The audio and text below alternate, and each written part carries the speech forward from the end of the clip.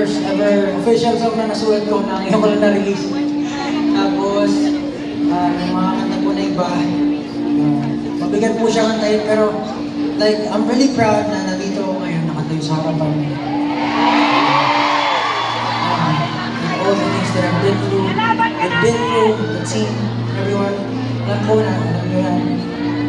And, like, releasing that song, kahit na mabigat, I know some of you guys can really, like, relate to kung ano man yung nararamdaman ko, kung ano man yung nagdadaanan ng bawat isa sa amin. Yes, may 19 yan. And, lahat yun parang, wala lang, parang feeling ko, yun yung nagpatatag sa akin na makatayo.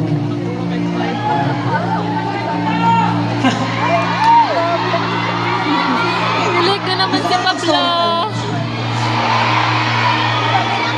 Go!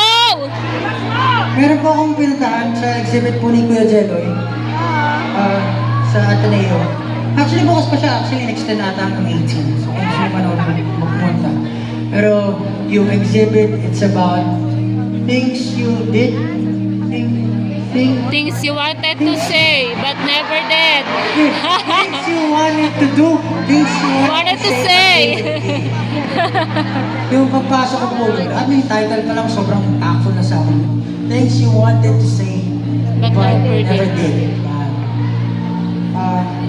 Alam po, para sa atin, diba, marami tayong mga bagay na lang kinikim lang natin. Para balanse ang mundo, walang mundo. Pero hindi nila alam, maraming naglalaban sa labas. Hindi natin ma-share kahit kanino. So, nung pumunta ako doon, grabe. Isang unang litrato pa lang na nakita ko. Kuya Jelay, salamat sa buhay mo sa pag-share ng mga stories ng mga tao. Nandito siya ngayon, di ba? Kasi Kuya Jelay. Wala? Chat na tayo mamaya. Mabigat siya. Pero feeling ko, lahat ng mga naranasan ko na hindi ko nasasabi, through those pictures, gumaan siya. I feel it. Tapos, bago matapos yung buong exhibit, meron doon board, nagsusulat yung mga tao kung ano yung mga bagay na gusto ko sulat sa mundo. Wala lang, sobrang pumunta kayo. Para malaman nyo rin, may experience nyo ba? Tapos, meron doon souvenir, may parang 4 na parang maliit na card, tapos nakasulat doon. Wala, may nakasulat. Parang something about, I've come so far, na kahit anong pinagdaanan ko, nandito na ako. Wala lang kasi parang ako yung mga tipo na tao na parang ayoko nagsishare ng mga burdens ko sa iba. Feeling ko kasi istorbo ko. Kung kaya ko gawin yung isang bagay, nang ako lang, kahit mahirapan ako, gagawin ko yan. Para lang hindi na ako makastorbo. Pero yun din, kaya siguro tawag sa akin Ate Chona. Kasi hindi nila alam, parang ang dami kong iniisip yung resting face ko, seryoso palagi, natatakot sa akin ng mga tao. RBF yan. Siguro yun yung dahilan kung bakit ganun yung mukha ko. Alam ko palagi ako seryoso, lagi ako nag-iisip. Pero despite that, natutuwa ako sa mga tao na kinikilala ko na yung talagang inaalam kung sino si Pablo. Pero isa pa doon, isa pa sa lahat ng pinagdaanan ko, parang yung faith ko talaga kay Lord yung play the usual. Like, merong gabi na mag-pray ka lang ka Lord kasi hindi mo nang alam nangyari sa sarili mo.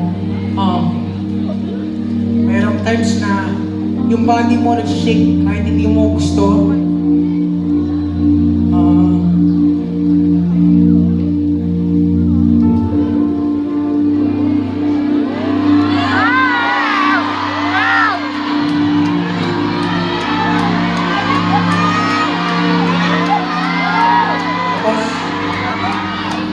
Iiyak ka na lang kasi wala kang magawa eh.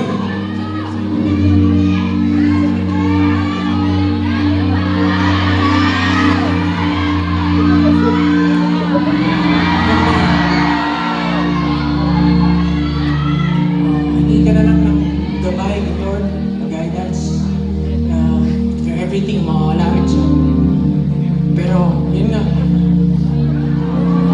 ako dito ngayon sa harapan niyo dahil dito. Amen!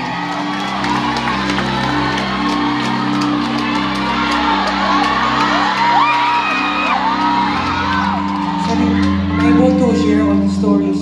Gusto ko talaga i-share kung gaano ko ka-thankful, kung gaano ko great, kung gaano ko tindi yung like, Thank you for being vulnerable tonight, Pao. amazing talaga sa buhay ko. So, gusto ko itong next song ko sana. Gusto ko like, pakita kung gaano siya naging gaano siya kabuti sa buhay